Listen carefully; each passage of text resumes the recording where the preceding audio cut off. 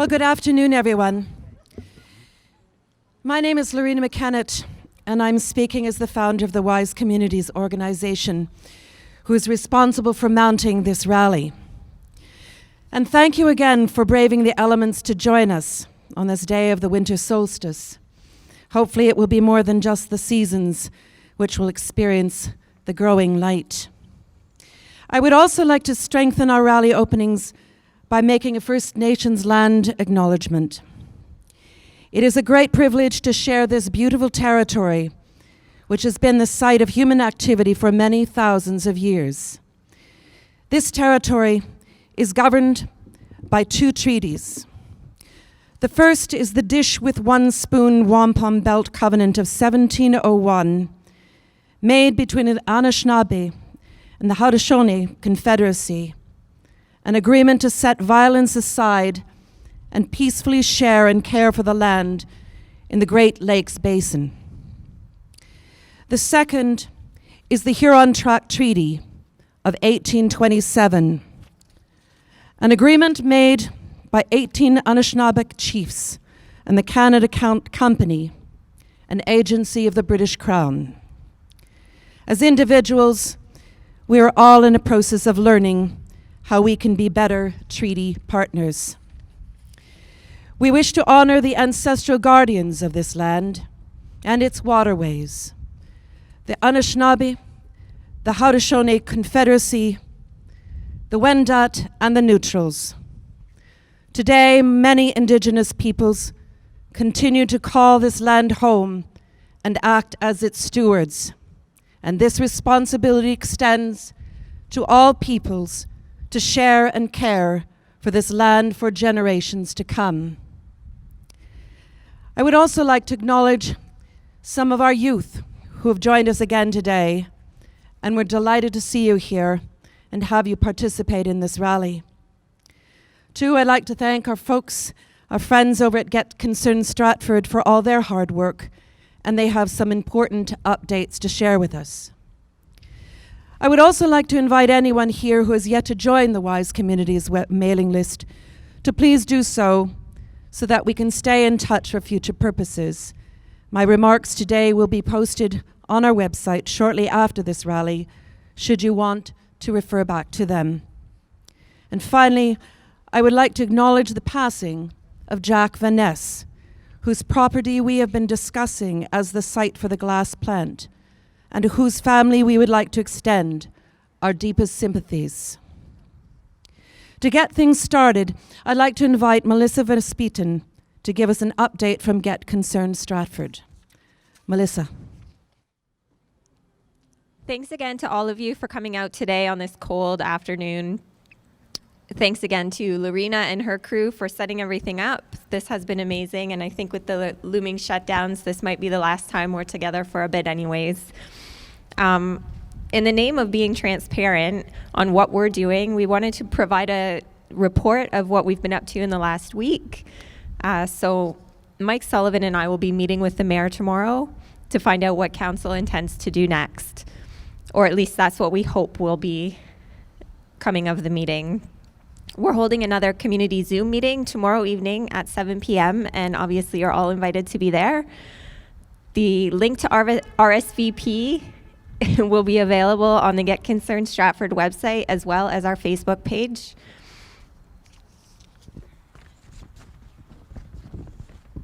We put the link up just yesterday and already we're at close to 300 RSVPs for that.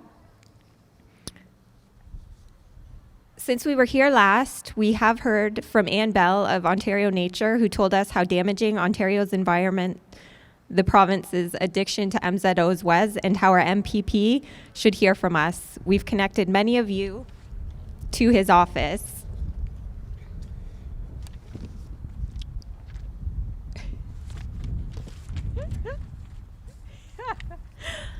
Thank you. We also did what no level of government has done, sent the air quality report for peer review by an independent expert. Franco Di Giovanni wrote that the Xinyi report was seriously flawed as it failed to examine existing conditions and did not abide by the provincial planning rules. What his report really tells us is that no level of government has done any of the work necessary to follow the Ontario's Planning Act. Despite Minister Clark's suggestion that this project was too complex for a city the size of Stratford to properly review, the province did not review it at all.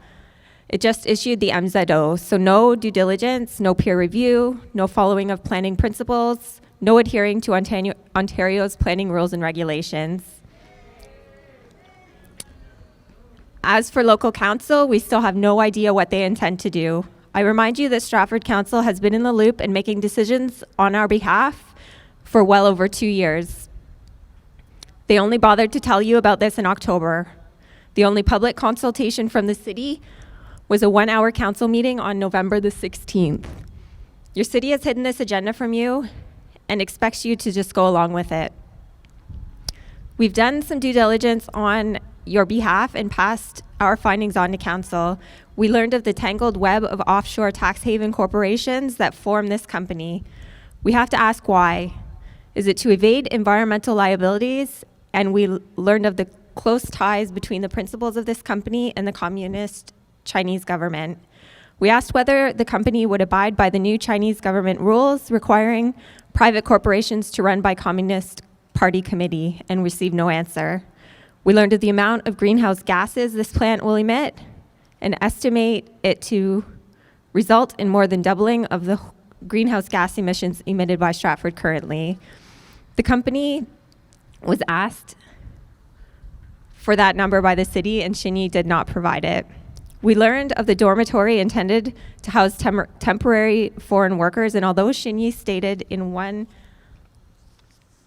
of its video conferences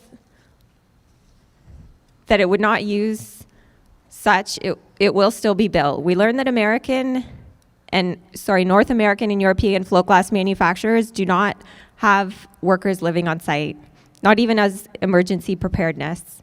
We learned of the giant diesel storage tanks on the factory site and the use of diesel as a backup for the furnace without disclosing the amount of pollution that will cause. We asked how many temporary foreign workers will be brought here and for how long, and received no answer. We asked what the wages for plant workers will be. On the Chinese website, it states significantly less than the amount suggested in the video conference, which is the truth. We asked when locals would be hired and for what jobs, and have received no concrete answers.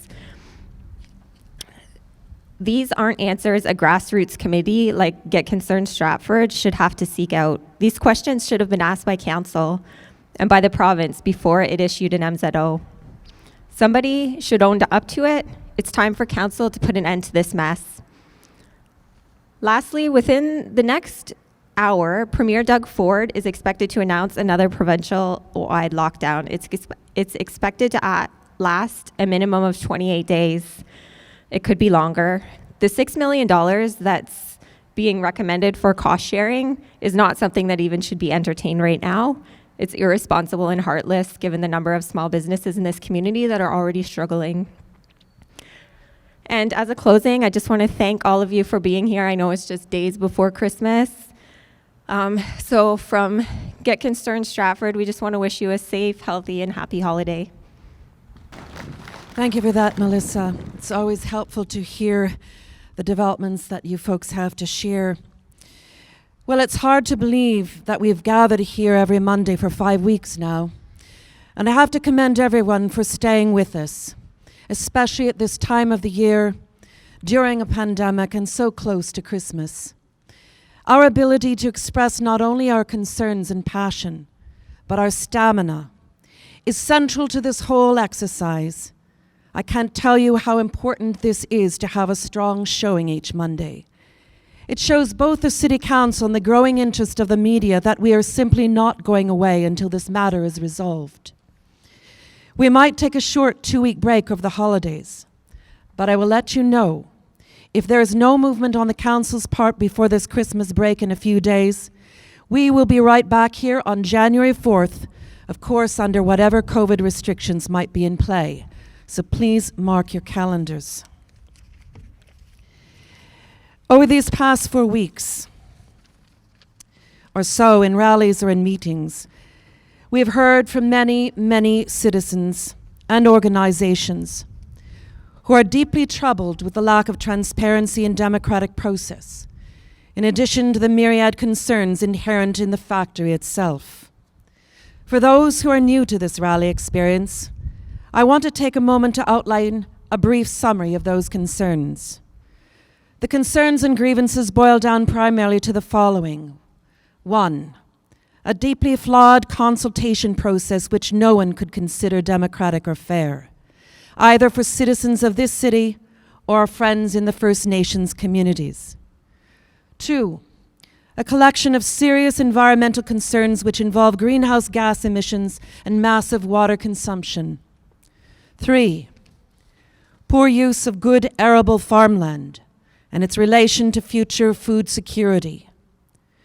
4, jobs for which we are already a shortage of people and a concern for workplace conditions or the necessity of an on-site living accommodation.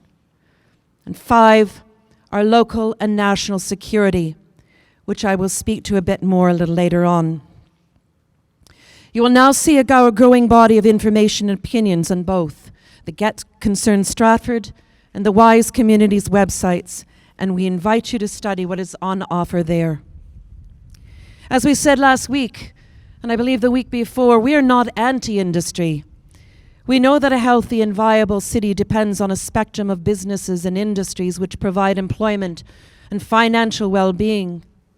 However, what we are saying, these industries and businesses need to be complementary and aligned with a vision for the future, particularly one with climate change in mind, and which is informed by the highest values and standards we know. For many, the image of this massive and potentially environmentally flawed plant does not rest well with a city renowned for its tourist and agricultural industries. So when I reflected on the voices we had yet to hear from concerning this glass factory, it was youth, agriculture, and First Nations which came to mind. To this end, I'm delighted to say we will have all those voices represented here today. Let me begin with the voice of our youth. As they observe us getting out into the streets and making our concerns and displeasure known, they can see and learn that this is a necessary step sometimes, even though it may not always be comfortable or convenient. It is their future we are fighting for as well as what remains of ours. We're handing them a planet of challenges, and it is essential that we work together to repair and improve things as much as we can and as quickly as possible. With this, I would like to invite Quintin Whittaker to share a few words with us. Quintin is 12 years old and is a student at Stratford Central Immediate School. Quintin. As you know, I'm Quintin Whittaker. My dad once told me the most important things in life are the air we breathe, the water we drink, the people we love and who love us, and the food we are blessed to have on our plate. Now I am told that the air we breathe may no longer be good for us, and the water we drink might not be there forever, all because of a glass plant. Is a glass plant that offers a few more jobs and helps with taxes really that worthwhile if it takes away the things that I believe are so important to being alive? I don't think so. I'm here today to represent my generation. We already are scared of the future because of all the dirty things you are leaving us with. So just stop it, say no to the glass plant, and say yes to health and future for our generation, like mine. Thank you. Thank you so much, Quintin, for those very fine words. And once again, I can't tell you how grateful we are that you were able to join us here today. Hearing your voice means so much to us. Thank you. I moved to Stratford from Morden, Manitoba 40 years ago, and have lived more of my life here than there. In a way, both communities have a lot in common, although Stratford is 10 times larger. In particular, both communities have a strong agricultural component. I grew up in a third-generation family of cattle dealers and spent much of my time on the family farm learning about gardening, the richness of the woodlot, and animal husbandry, including tending to livestock in minus 30-degree weather.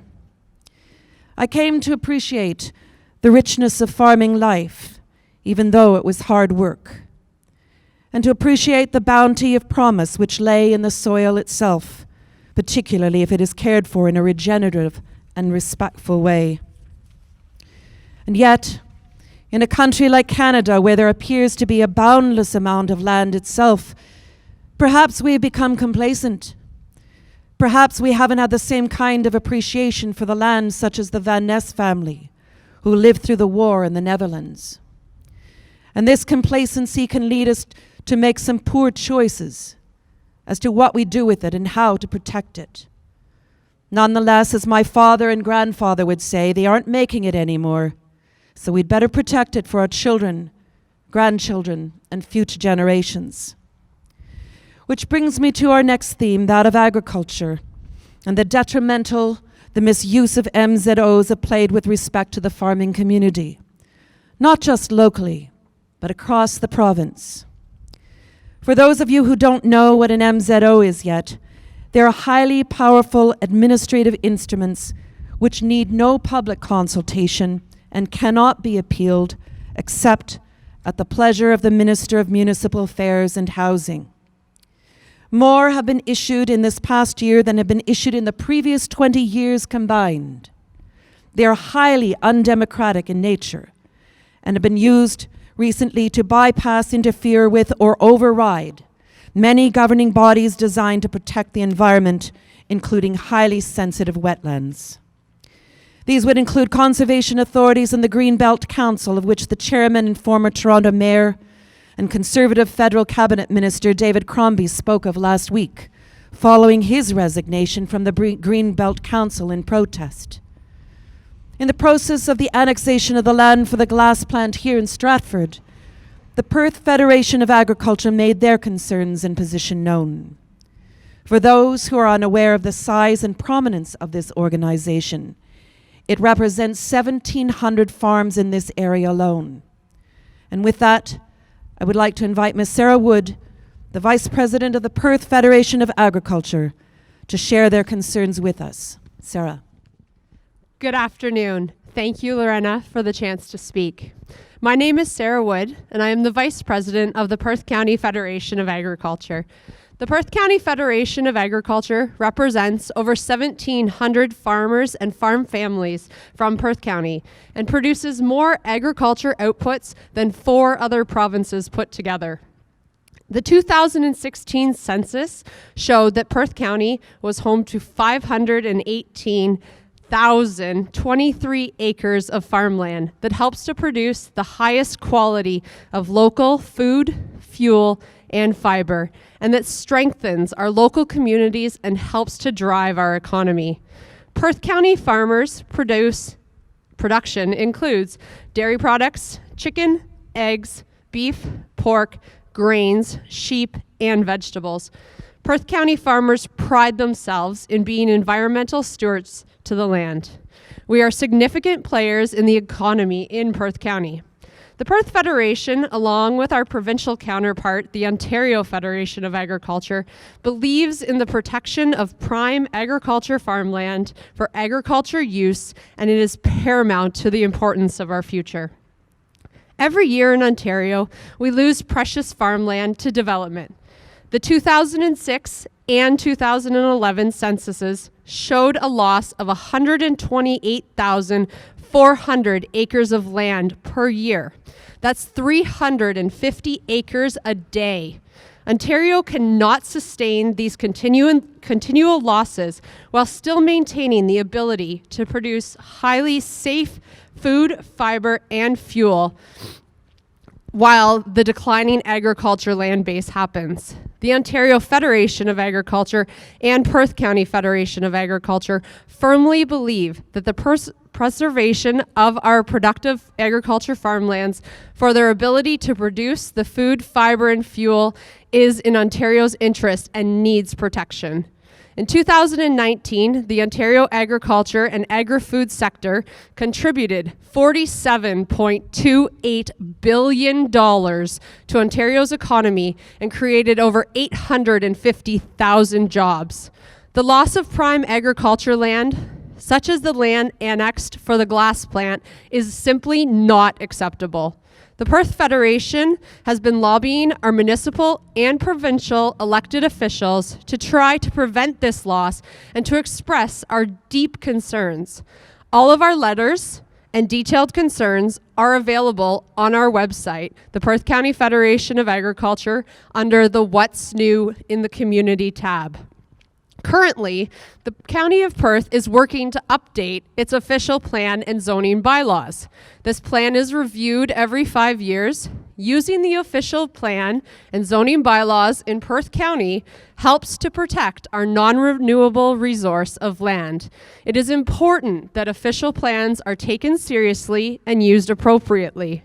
We object to the short notice received by everyone with regards to the MZO. It was evident that the city and its partner municipalities had made up their mind and have consequently provided no avenue for input.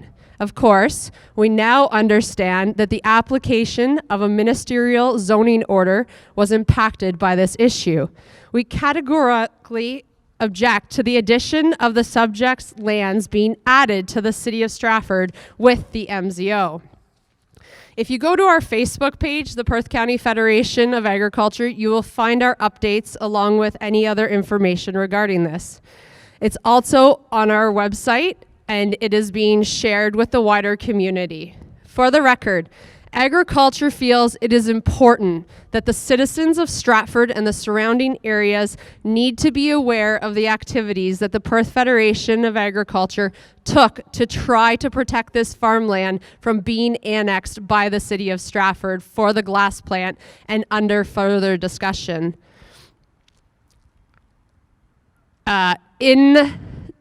Early in 2020, letters were sent out to discuss the flawed public access to this information and many checks and balances that exist in the Ontario to protect Class A farmland. It has become very evident that the MZO issue was impacted in all of this discussion.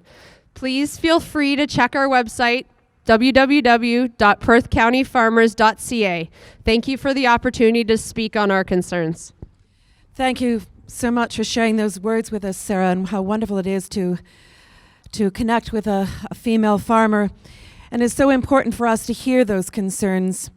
Folks living in the city don't hear enough about the challenges and concerns of our agricultural community and how we all have a vested interest in moving forward together.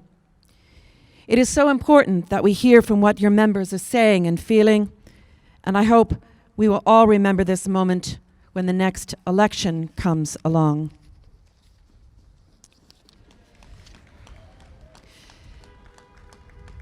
As we conclude this section of our rally on agriculture, I would like to read for you from the letter of concern from the Ontario Federation of Agriculture of August 10th of this year, and I quote, "We fully recognize the need for ministerial authority to issue municipal zoning orders for municipalities without municipal organization and therefore without official plans and zoning bylaws. For these municipalities, MZOs serve the purpose in facilitating orderly growth and development, a use of municipal zoning orders we support. However, the OFA expresses its deep-seated concerns with the recent proliferation of municipal zoning orders issued for municipalities with robust planning systems, official plans, and zoning bylaws. We are seeing MZOs issued for municipalities with robust planning systems at a frequency never before seen. This frequent use undermines Ontario's long-established system of land use planning under the Planning Act, Provincial Policy Statement PPS, and the Municipal Officials' Plans and Zoning Bylaws," unquote. So, as Mr. Crombie so aptly put it last week, we here in Stratford are definitely not alone. We've got lots of company now in terms of those communities harmed by these MZOs, including the various federations of agriculture. In the process of homeschooling my son this year, I set out some particular goals. We wanted to embrace civics as well as Indigenous studies. Part of the selfish act of homeschooling was to compensate for my own lack of education in these areas. So we learned together and are learning still. In the past couple of years, our studies took us from the Roman Empire through the age of the monarchs, the age of exploration, and the so-called age of discovery. The history of the slave trade up to Black Lives Matter, and quite disturbingly, the colonization of North America and its indigenous people. It has been a sobering journey. Here in Canada, most, if not all, are aware of the history of residential schools, the missing and murdered Indigenous women, and perhaps less well known, the outright slaughter of the Inuit sled dogs as the machine of assimilation rolled on. We know that the United Nations Declaration on the Rights of Indigenous People was adopted on September 13th, 2007. And in very recent years, there has evolved the constitutional step of a duty to consult. And Mr. Bryn Gray, in his May 30th, 2016 report to the Minister of Indigenous and Northern Affairs, captures it this way, and I quote, "More than a decade ago, the Supreme Court of Canada recognized the Crown's constitutional duty to consult. It requires the federal, provincial, and territorial governments to consult, and where appropriate, accommodate Aboriginal communities where they contemplate decisions that may adversely impact asserted or established Aboriginal or treaty rights. The comments that I received in this engagement were largely critical of Canada's approach. Aboriginal groups overwhelmingly felt that the federal government, with the exception of Parks Canada, often does not engage in meaningful consultation. Many viewed Canada's approach as largely a one-size-fits-all, box-ticking exercise that fails to meaningfully address their concerns and relies too heavily on industry proponents and regulatory processes. There is no single recipe for meaningful consultation," he says. "However, the successful approaches of some industry proponents and government entities have certain common ingredients, such as bringing the right attitude and outlook to the table, a focus on building relationships and trust, and engaging as early as possible in the decision-making process. To set the foundation for meaningful consultation, Canada should ensure that the overarching focus of any new guidance for federal officials and industry is on how to build or improve relationships with Aboriginal groups and how to use the duty to consult as a key tool and framework to support these efforts. There should also be a greater emphasis on engaging Aboriginal groups as early as possible before key components of a project or a proposal are finalized and becoming too difficult to change," unquote.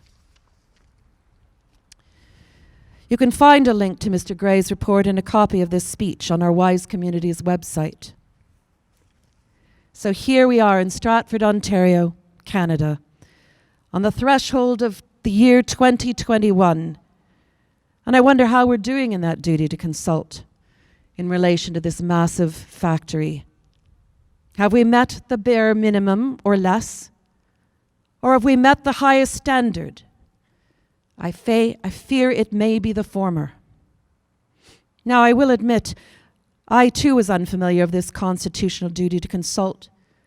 But once I did, I reached out to the 5 communities in our extended watershed who could possibly be affected by this factory. And today, I'm delighted to relay that I was able to invite Ms. Leslee White-Eye to speak to us. Leslie is the former chief of the Chippewas of the Thames First Nation and the nation's first elected woman chief. When she was chief, Leslie brought local, regional, and national attention to the environment, the importance of water, and how these important issues go hand in hand with First Nation treaty and Aboriginal rights and title. Prior to being chief, Leslie was an educational officer for the Ontario Ministry of Education, where she was responsible for writing the revised Native Studies curriculum and leading provincial feedback for the Native language curriculum. And she was recently honored to receive an honorary doctorate of laws from Western University and earned her political science and Master of Education degrees at the University of British Columbia in Vancouver, and she currently sits as a board member of King's University College in London, Ontario. May I introduce to you Miss Leslee White-Eye. Bonjour. Nimi Ankwakwe Indigenous Deshkanzi being Nadonjawa, Mayingin Nadodam, Nishnabe Ojibwe Kwayandao.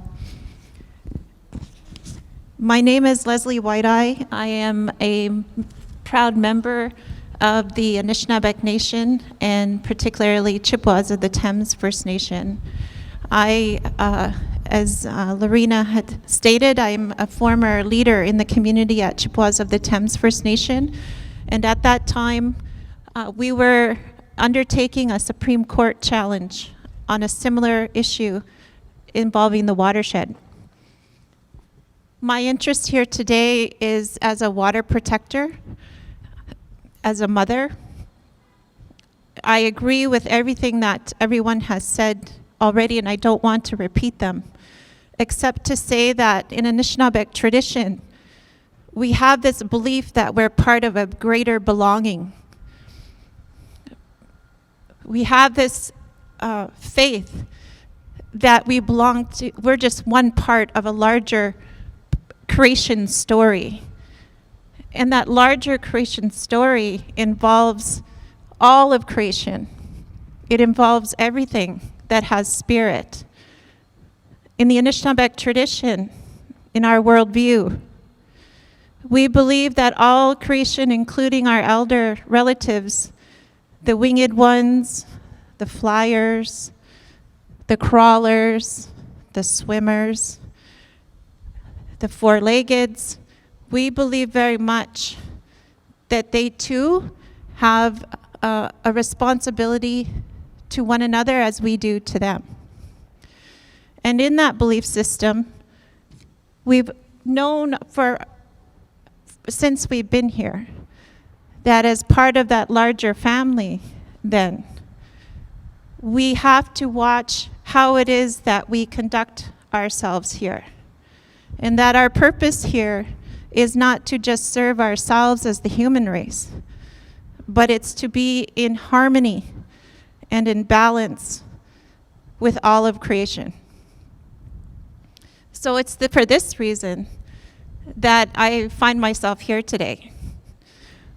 I'm particularly concerned, as you've heard from Loreena, about the conduct or the process that was taken or not taken in terms of consulting not only the residents of Stratford, but also the treaty partners in the region.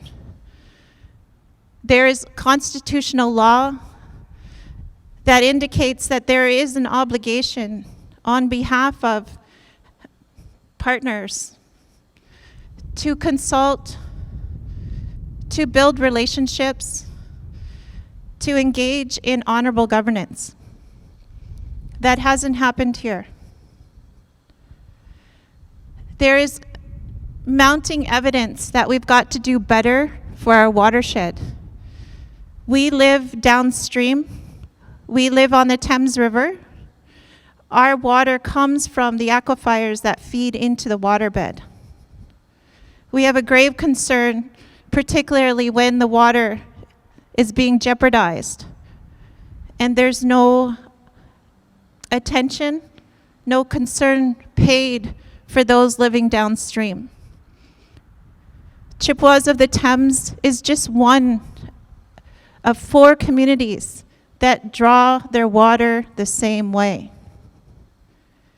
The North Channel of the Thames River feeds into the Thames River where we find ourselves, southwest of London, Ontario. This is an important step that needs to be taken if we are truly going to believe in the fact that we are part of a greater belonging.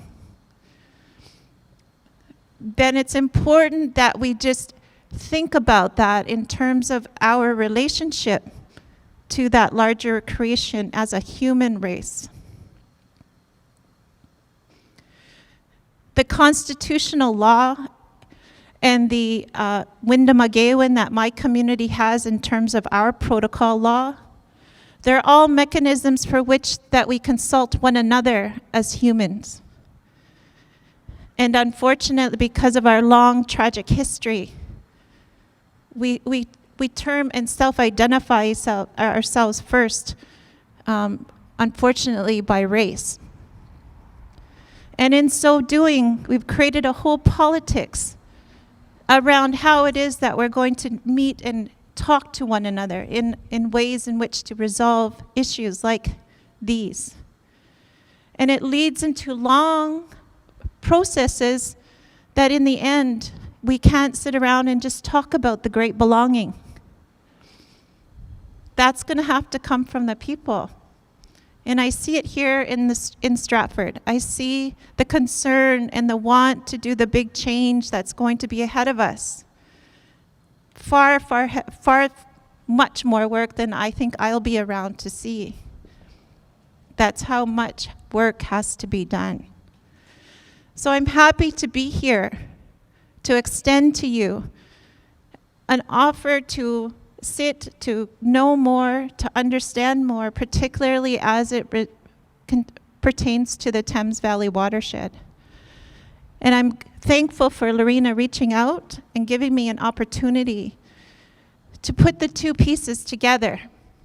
Constitutionally, yes, there's an obligation to consult.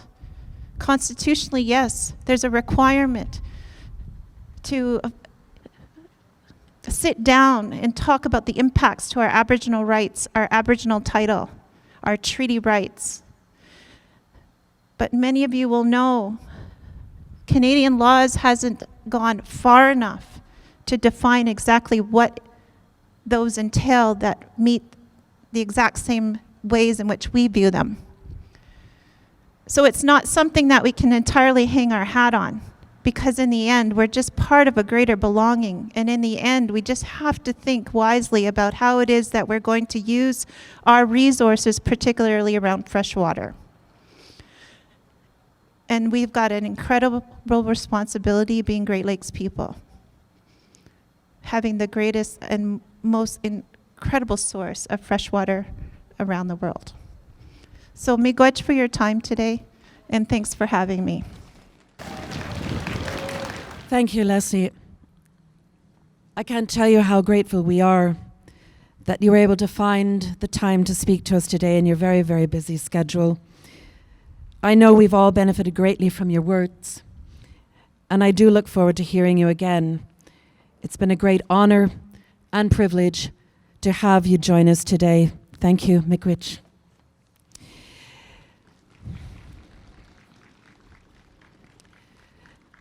Now, I want to return one more time to the matter of national security and how it applies to us here in Stratford. Almost every day now, we're learning about an ever-increasing state-sponsored hacking and national security concerns. We're also reminded that Stratford is a wireless smart city and a centre for research and development related to autonomous vehicles. It is suggested that this open network could be used for surveillance of Chinese nationals or other persons living in Stratford. And to give you a taste of what we could be facing in our future if we, as Canadians, forfeit so much of our infrastructure, resources, and influence to a foreign power such as China, I will quote from Ron Diebert, who heads the Citizens Lab at the University of Toronto, and who in his recently published book, Reset, writes the following about the Chinese territory of Xinjiang in the northwest corner of China. And I quote, "Authorities there require locals to install QR barcodes on the doors of their homes. These contain details on the residents and are routinely scanned by local authorities and cross-checked against centralized databases. According to Human Rights Watch, Xinjiang authorities have started systemically collecting biometric data, including DNA samples, fingerprints, iris scans, and blood types of all residents between the age of 12 and 65, unquote. I believe Canada and its citizens must emerge from this blanket of complacency, naivety, and good manners. We need to understand what is going on and be prepared to protect our sovereignty, community by community." As I head to the end of our presentation here today, I want to draw your attention once again to the subject of climate change. We were grateful to have Anne Colbert from Climate Momentum speak to us a couple of weeks ago. In preparation for today's rally, I asked her to give me a few more remarks that I might share on her behalf. So here they are. Quote, "The greenhouse gas emissions estimates for the proposed Xinyi plant are alarming. This is completely at odds with emissions reduction targets and community climate actions we are planning right now. A draft climate action plan will be finalized soon and is expected for City Council discussion early in the new year. The public consultation process for this plan is open for just 2 more days. As citizens, we must not miss the opportunity to call for a strong climate plan that ensures that we all do our part. The city, business and industry, individuals and families, and the community as a whole. Please have your say in the public consultation before it closes on Wednesday. If many people participate, the Perth County Climate Change Coordinator will be more convincing in telling Stratford City Council that residents care about climate action and want an effective climate action plan. There are also comment fields in the survey where you can state your concern about greenhouse gas emissions from new factories, the annexation of farmland for industry, and fast-tracking land use decisions without public consultation. Our participation in local climate action can help us achieve the kind of growth we want to see in Stratford," unquote. So we must recognize that inherent in this glass plant proposal are some serious components working against Stratford's climate change goals. So please, when you go home right after this rally, undertake that survey. Anne and her team urgently need all of our support. So I reflected on why this particular issue of the glass plant has struck people so hard. No doubt there's a lot in it, but many people in this community are still smarting from previous projects which have received a similarly rushed and less transparent process, such as the development of the Tom Patterson Theatre and the renewable natural gas plant, 2 initiatives which some argue should have deserved a response similar to this.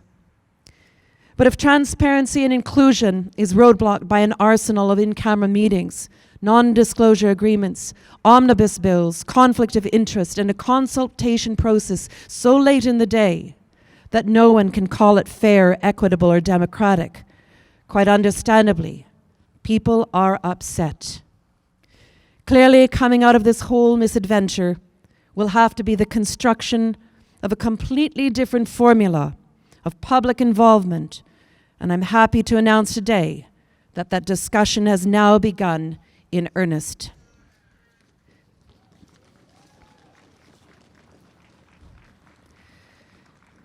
And so here we are, in our age of reckoning. Our societies and planet are at a crossroads. This horrific era of colonization of everything must end, as it brought us to the face of our own extinction. Be it the land, people, or remaining species, there is no more land to colonize and then industrialize without the most dire of consequences, and this glass plant is one more brick in that road. Nature, our forests, and the land have had no voice in the face of these centuries of an overwhelming colonizing force. Species are going extinct. Polar bears are wandering into human communities looking for food, or lost in the oceans as the ice disappears from their natural habitat. The caribou are undertaking new and perilous migrations in the search for food. We know that even the virus which has come to traumatize this planet is likely to have come from another species from which we should have been more physically removed.